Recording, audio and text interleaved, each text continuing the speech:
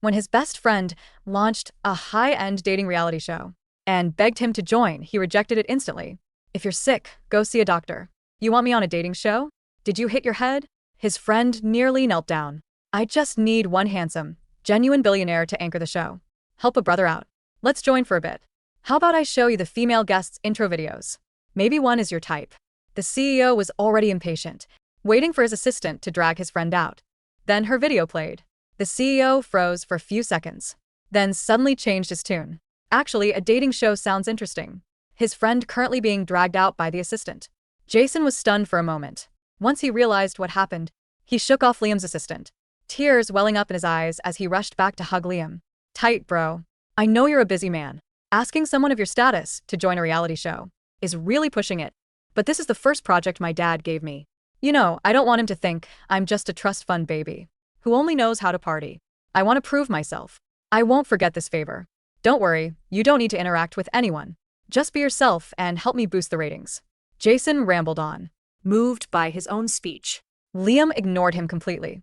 His lazy, upturned eyes were glued to the screen, staring intently at my intro video.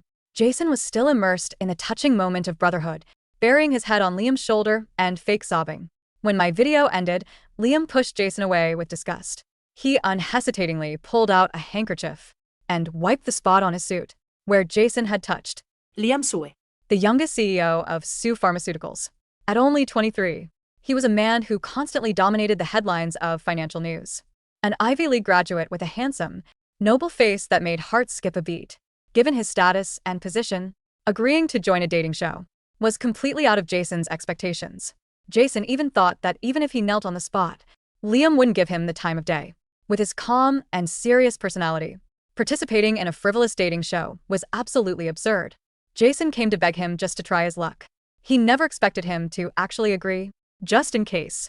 Before begging Liam, Jason had also asked another wealthy friend for help, Chase. Chase was different from Liam's striking superior appearance.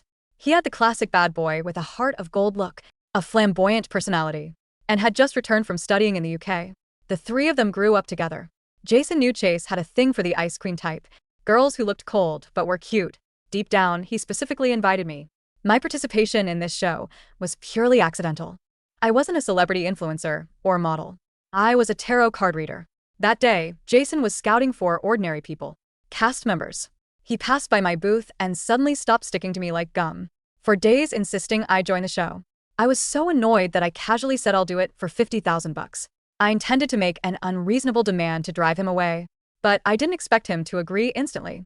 To capture the genuine reaction of the guests, meeting for the first time, our pre-recorded intro videos were supposed to be confidential. But Jason broke the rules and showed mine to Liam. Jason showed it to Liam because he was truly desperate. He knew Liam would definitely refuse. Plus, having known Liam for so many years, he had never seen him get close to any woman. He even once suspected Liam wasn't interested in women at all. Showing him the videos was a last-ditch effort. Regarding Liam, there had always been a rumor in their circle. It was said that when he was in Thailand, he passionately pursued a Chinese-American girl, but that girl dumped him. Since then, he hadn't dated anyone. Jason scoffed at this rumor, considering it pure fabrication. He'd sooner believe in aliens than believe the iceberg. Known as Liam Shu would actively chase someone, let alone get dumped. Jason was also stirring the pot. After Liam agreed to participate, he immediately leaked the news to a wealthy heiress, who had always had a crush on Liam. On the way to the recording location, I was actually quite nervous. I grew up in Thailand and had only recently returned to the States. Before leaving, I did a tarot reading for myself. The card showed a high probability of reuniting with an ex, while simultaneously meeting a younger guy who would fall for me. At first sight, the spread was complicated, radiating a strong drama vibe. However, I thought I'd probably misread the cards. My ex had quite the status. Given his identity, it was absolutely impossible for him to participate in an entertainment reality show, unless his brain was broken. The show I was on was called Heartbeat Island. 5 men and 5 women sent to a deserted island, phones confiscated, living together for 10 days. Truly unscripted, completely live-streamed. I was female guest no. 1, and the first to arrive at the waiting area. Female guest number 2 was a cool, elegant professional model. Female guest number 3 was a bubbly, well-known influencer. Female guest number 4 was a shy, introverted manga artist. Female guest number 5 was a glamorous, wealthy heiress. After the female guests arrived, the male guests made their entrance. Male guest number 1 was a cute puppy dog type influencer. Male guest number 2 looked honest and reliable, a chef who owned a restaurant. After all, every dating show needs a cook. Male guest number 3 was tall and fit, a professional model. When male guest number 4 appeared, the originally quiet waiting area instantly buzzed, and several female guests' eyes lit up. He was a tall, handsome guy, 6 feet, 2 inches, the face full of youthful energy when he smiled. He had faint dimples, but he wasn't the soft type. He had healthy tan skin and a sexy build. His voice was magnetic, creating a huge contrast that made people blush. "Hi, everyone. I'm Chase." The female guests stared at him shyly. The live stream comments exploded the moment he appeared. "Oh my god. So handsome. Where did the production team find this treasure? He could debut as an idol right now. Wait. Did you guys notice everyone else's profession is public? Why is this confidential?" The comments were curious. Observing his expressions closely, they wanted to know what type he liked and which female guest he would sit next to. "I bet he'll sit next to number 2. This kind of wild guy loves a cool older sister type." "Me too. I'm already shipping him and number 2. Seriously though." Female guest number 1. Next to number 2 has been cold-faced since the beginning. She looks distracted. No expression for anyone. Like, everyone owes her money, right? She looks so innocent and cute. Why the cold face? Look how happy number 2 is, smiling upstairs. I actually like number 1. I dig that Ice Queen vibe. Me too. If she doesn't want to smile, she doesn't have to. Does she have to fake a grin? I joined the show purely to rot and earn that 50,000 appearance fee. I had no intention of dating, so I stayed silent the whole time, acting like an invisible person. The chaos in the venue and the live stream comments had nothing to do with me. While I was bored picking at my fingers, the camera suddenly focused on me. I looked up confused. Chase was standing in front of me before I knew it. "Hi." He looked at me, the tips of his ears slightly red, faint dimples showing on his handsome tan face. "Can I sit next to you?" Before I could respond, the production team's broadcast suddenly sounded. The mysterious male guest number 5, who was originally scheduled to appear on the 3rd day, was announced to be arriving early. Hearing this news, the glamorously dressed female guest number 5, the heiress, stood up excitedly. She declared to everyone, "I'm here for male guest number 5. Her meaning was clear. He left no room for retreat, directly announcing her crush. The comments praised her.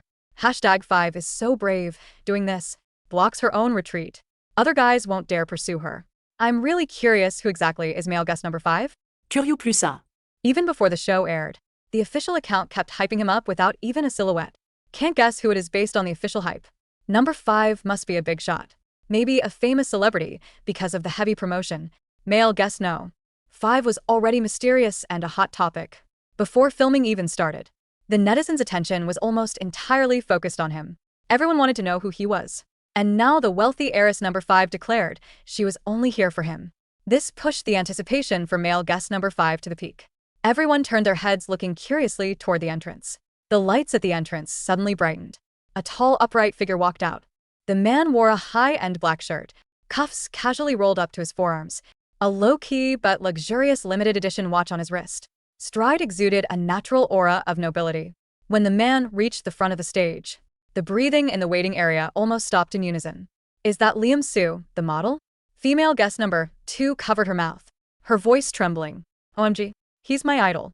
The comments exploded directly. Screens full of shock and disbelief. "It's actually the crown prince of Soo Pharmaceuticals. Liam Soo, someone who only appears in financial news, deemed to join an entertainment dating show. His appearance also aroused suspicion. Is this show scripted? Even if it's scripted, this production team has some serious connections to get him. No wonder female guest number 5 said she's only here for him. A top-tier man like this, who wouldn't swoon?" Liam's lazy, upturned eyes swept across the room. Casually, his gaze passed over the stand and admiring looks of the female guests, without pausing, landing straight on me. The moment I looked up and met Liam's eyes, my heart trembled. The air in the waiting room didn't just still, it solidified. Liam's shoe didn't stop at the designated center mark for his introduction. He didn't wave to the camera. He didn't acknowledge the heiress, Tiffany, female guest number 5, who was practically vibrating with anticipation, smoothing her dress as if preparing for a coronation. Instead, Liam walked straight past her. His long legs ate up the distance between the stage and the seating area. Chase, who was still hovering over me with his charming, puppy dog grin, sensed the shift in atmospheric pressure. He straightened up, his smile fading into a look of guarded confusion. Liam? Chase asked, his voice dropping the playful persona. What are you doing here? Liam stopped. He was close enough that I could smell him, a scent of cold cedar and rain that instantly dragged me back 2 years to a humid night in Chiang Mai. My stomach did a traitorous flip. He looked at Chase, then his gaze slid down to me. His expression was unreadable, masked by that icy corporate veneer he'd perfected, but his eyes were burning. Excuse me, Liam said. His voice wasn't loud, but the lapel mic picked it up, broadcasting the deep, rich baritone through the studio speakers. You're in my seat. The comment section, visible on the side monitors, was scrolling so fast it was a blur of color. Did he just say that? The drama. The tension. Wait, does he know number one? Chase blinked, glancing between me and Liam. He let out a short, incredulous laugh. There are no assigned seats, man. First come, first served. I'm assigning it now, Liam replied calmly. He didn't look at Chase. He was staring right at me, daring me to look away. Move, Chase. It was a command, not a request. Chase, sensing the genuine hostility radiating off his childhood friend, stepped back, hands raised in mock surrender, though his eyes narrowed. He moved to the seat next to the model, number 2, leaving the spot beside me empty. Liam sat down. The fabric of his expensive suit brushed against my cheap linen pants. The heat radiating from his arm felt like a brand. I stared straight ahead, focusing on a potted plant in the corner, praying the floor would open up and swallow me whole. So, Liam murmured, low enough that only I could hear, though I knew the audio team was frantically boosting the gain on our mics. .0 reader. I gritted my teeth, keeping my voice flat. It pays the bills, unlike some people who inherit them. Liam let out a soft sound, almost a chuckle, still sharp. I see you haven't changed. And I see you're still doing whatever you want, consequences be damned. I shot back, finally turning to look at him. That was a mistake. Up close, he was devastating. The camera didn't do justice to the sharp angle of his jaw or the way his eyelashes cast shadows on his cheekbones. But there was fatigue there, too. A hardness that hadn't existed in Thailand. I'm here for the ratings, he lied smoothly, his eyes searching mine. Jason begged me. Bullshit, I whispered. Language, Rain, he chided softly. We're live. The premise of Heartbeat Island was simple. 10 strangers, 1 luxury villa on a private island off the coast of Florida, 10 days to find love. By the second day, the social hierarchy had solidified, and it was a mess. Tiffany, the heiress, was on a warpath. She had claimed the role of Villa Queen, organizing meals and monopolizing conversations. She treated me like a ghost, which I preferred. Her target was exclusively Liam. She followed him everywhere. If he went to the gym, she was there in designer activewear. If he went to the patio to read, she brought him coffee. Liam treated her with polite, corporate indifference. He was a wall of ice. But whenever I was in the room, the ice cracked. I tried to make myself invisible. I spent my time with the manga artist, number 4, a sweet girl named Sophie, and the chef, number 2, who appreciated that I actually knew how to chop vegetables. But I couldn't escape the orbit of the 2 men. Chase was relentless. He had realized that annoying Liam was a fun pastime, so he doubled down on flirting with me. He'd bring me wildflowers he found on the trails. He'd sit on the counter while I did dishes, telling me jokes that made me laugh against my will. You have a nice laugh, Chase told me on day 3, leaning in close. You should use it more. It scares away the resting bitch face. I like my face, I retorted, splashing water at him. I like it too, he grinned. From the doorway, the temperature dropped 10 degrees. Liam was standing there, holding a glass of water, his knuckles white against the glass. That night, the production team announced the first Heartbeat game. Truth or dare, but with heartbeat monitors. If your heart rate spiked past a certain threshold, you had to take a shot of lemon juice since alcohol was limited. We sat in a circle on the beach around a bonfire. The atmosphere was heavy with sea salt and suppressed hormones. When the bottle spun to me, it was Tiffany who asked the question. She smiled, a shark-like bearing of veneers. So, Rain, you're a tarot reader. You claim to see the future. She swirled her drink. Did you see yourself ending up here? Or are you just here because you're broke? The other guests shifted uncomfortably. Chase opened his mouth to defend me, but I spoke first. I saw a journey, I said calmly. And I saw that money doesn't buy class. My heart rate monitor didn't even beep. Flatline calm. The group erupted in oaths. Chase high-fived me. Then, the bottle spun to Liam. It was my turn to ask. I looked across the fire. The flames danced in his dark eyes. Truth, he said, before I could ask. Why are you really here, Liam? I asked. A man who makes $3 million an hour doesn't take a 10-day vacation for a favor. The monitor on his wrist began to beep. Beep, beep, beep, beep. He held my gaze. The silence stretched, filled only by the crackling fire and the ocean waves. I lost something, Liam said, his voice raspy. 2 years ago. I thought it was gone forever. Then I saw a picture, and I realized I had one chance to get it back. Beep, beep, beep, beep. His heart rate was climbing. 110, 115. Did you find it? I asked, my voice trembling slightly. I'm looking at it, he said. The monitor screamed at 130 BPM. The silence that followed was deafening. Tiffany looked like she had swallowed a lemon whole. Chase looked at his shoes. I stood up. I'm going to bed. Day 6 brought a tropical depression. The sky turned a bruised purple, and the production team went into lockdown mode. We were confined to the villa. The cameras were still rolling, but the crew retreated to their safety bunker, leaving us with the automated systems. The power flickered and died around 8 p.m. In the darkness, the social veneer crumbled. We sat in the living room by candlelight. I'm bored, Tiffany whined. Rain, do a reading. Prove you're not a fraud. I sighed, pulling my deck from my pocket. I shuffled the cards, the familiar friction soothing my nerves. Fine. Who's first? Me, Liam said. He moved from the shadows to sit opposite me on the floor. I hesitated. I hadn't read for him since Thailand.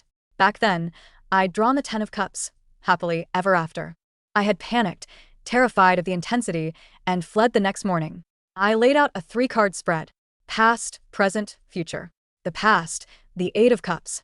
Walking away. Leaving something behind to seek a higher truth, or fleeing from emotional intensity.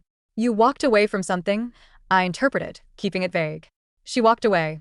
Liam corrected, his eyes hard. The present. The devil. Obsession. Bondage. Materialism versus spirituality. Being chained to a desire you can't control. I swallowed hard. There is an intense attachment. A temptation that is dangerous. Or inevitable, Liam murmured. I flipped the final card. The future. The tower. Sudden change. Destruction. Chaos. The breaking down of false structures to build something real. Disaster. Tiffany scoffed. See? Bad luck. No, I said quietly. The tower isn't bad luck. It's a necessary collapse. It means the lies are ending. It means everything is about to break, so the truth can come out. Lightning flashed outside, illuminating the room in a stark white strobe. Thunder shook the floorboards. I need some air, I said, scrambling up. It's a hurricane, you idiot. You can't go out. Chase called. I ignored him, pushing open the heavy glass doors to the covered terrace. The wind was howling, warm and wet. I hugged my arms around myself, shaking. The door opened behind me. I didn't need to turn to know who it was. Why did you run? Liam stood just out of the rain, his shirt white against the darkness. You know why? I yelled over the wind. You lied to me. You told me you were a graphic designer named Leo. I didn't lie. I am a graphic designer. That's what I studied. That's what I wanted to be before my father died and the board dragged me back to run the company. He stepped into the rain, not caring that he was getting soaked. I wanted 2 weeks. Just 2 weeks to be normal. To be loved for me, not the bank account. I was terrified. I shouted back, tears mixing with the rain spray on my face. I looked you up. I saw the headlines. Ruthless heir. Cold-blooded tycoon. That wasn't the boy I fell in love with. I thought you were playing a game. It wasn't a game to me. Liam grabbed my shoulders, pulling me close. His wet hair plastered to his forehead, his eyes desperate. I spent 2 years looking for you. I checked every flight manifest out of Thailand. I hired investigators. You vanished. I'm good at hiding. Stop hiding, he pleaded. Chase is a nice guy, but he doesn't know you. He likes the ice queen. He likes the mystery. I know you. I know you sleep with your socks on because you have poor circulation. I know you hate cilantro. I know you cry when you see old people eating alone. My defenses were crumbling, washing away with the storm. Liam, we're on a reality show. This is insane. I don't care, he said. And then he kissed me.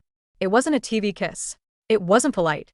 It was hungry, desperate, and filled with 2 years of suppressed rage and longing. It tasted like rain and heartbreak.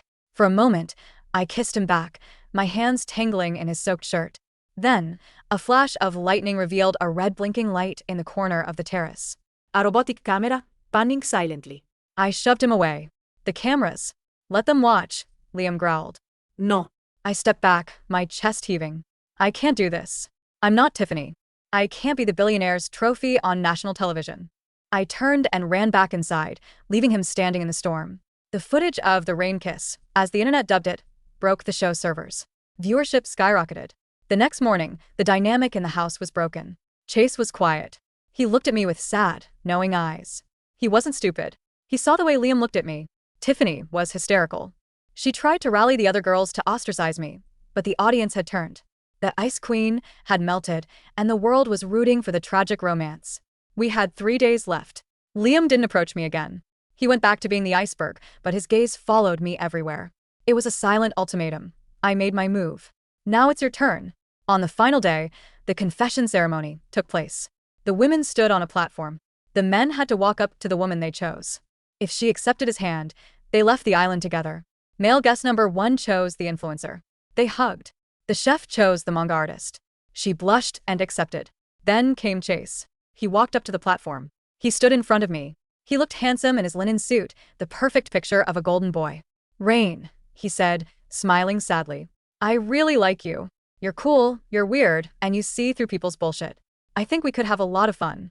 He paused, glancing over his shoulder at Liam, who was standing alone at the back, looking like a man awaiting execution. Chase turned back to me. "But I think someone else needs you more. And I think you need him, even if you're too stubborn to admit it." Chase didn't offer his hand. Instead, he winked. "Check the cards, Ice Queen." He walked off the stage alone, to thunderous applause from the crew and the other contestants. Then, it was Liam's turn. He didn't walk, he marched. He stopped in front of me. He didn't offer a speech. He didn't try to be charming. He reached into his pocket and pulled out a crumpled, water-stained piece of paper. It was a tarot card. The Two of Cups. The card of partnership, connection, and mutual attraction. "I kept this," he said, his voice rough. "You dropped it the morning you left the hotel in Chiang Mai." My eyes welled up. "You kept it for 2 years?" "I keep everything that matters," he said. He held out his hand. It wasn't steady. The billionaire CEO was shaking. "I'm not asking you to date the CEO. I'm asking you to give Leo a chance. $50,000 is a terrible appearance fee, by the way. I can negotiate you a better contract." A laugh bubbled up in my throat, choking back a sob. "You're arrogant," I said. "I'm desperate," he countered. I looked at his hand. Then I looked at the camera. Then I looked at the tarot card in his other hand. The prophecy, reuniting with an ex while meeting a younger guy who falls for me. The cards were right. But the cards also said the future is what you build, not just what you're dealt. I took his hand. "If you ever lie to me again," I whispered as he pulled me off the platform and into his arms, "I will ruin your life." Liam buried his face in my neck, holding me so tight I could barely breathe. "Sweetheart," he murmured, "my life was ruined the day you left. You're just putting it back together." The headlines were still obsessed. Cinderella and the CEO. Real or PR stunt? I sat in the passenger seat of a beat-up Jeep, feet on the dashboard. We weren't in a limo. We were driving down Route 66. Liam was driving, wearing a t-shirt and sunglasses, singing along terribly to the radio. He looked younger, lighter. "Jason called," he said, turning down the music.